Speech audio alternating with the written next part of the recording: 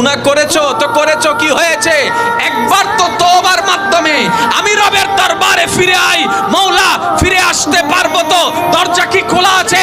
রব্বে করিম বলে মরণের আগ পর্যন্ত, কিয়ামতের আগ পর্যন্ত, সূর্য পশ্চিম আকাশে ওঠার আগ পর্যন্ত দরজা খোলা আছে, দরজা খোলা আছে, দরজা খোলা আছে।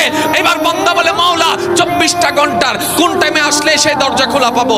রব্বে করিম বলে আরে ব্যাংকের দরজা খোলা থাকে নির্দিষ্ট সময়ে, অফিস আদালতের দরজা খোলা থাকে নির্দিষ্ট সময়ে, এমনকি ঘরের দরজাও খোলা থাকে নির্দিষ্ট সময়ে, এর বাইরে যাই না। কিন্তু তোর রবের দরবার এমন একটা দরবার 24টা ঘন্টার যেই কোনো মুহূর্তে তুই আসবি, তোর রবের দরবার তোর জন্য খোলা থাকবে।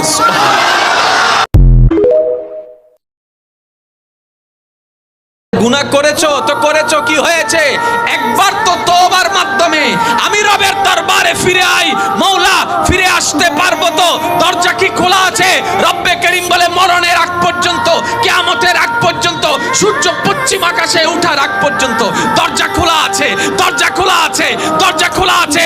এবার বান্দা বলে মওলা 24টা ঘন্টার কোন টাইমে আসলে সেই দরজা খোলা পাবো? রব্বে করিম বলে আরে ব্যাংকের দরজা খোলা থাকে নির্দিষ্ট সময়ে, অফিস আদালতের দরজা খোলা থাকে নির্দিষ্ট সময়ে, এমনকি ঘরের দরজাও খোলা থাকে নির্দিষ্ট সময়ে, এর বাইরে যাই না। কিন্তু তোর রবের দরবার এমন একটা দরবার 24টা ঘন্টার যেই কোনো মুহূর্তে তুই আসবি, তোর রবের দরবার তোর জন্য খোলা থাকবে।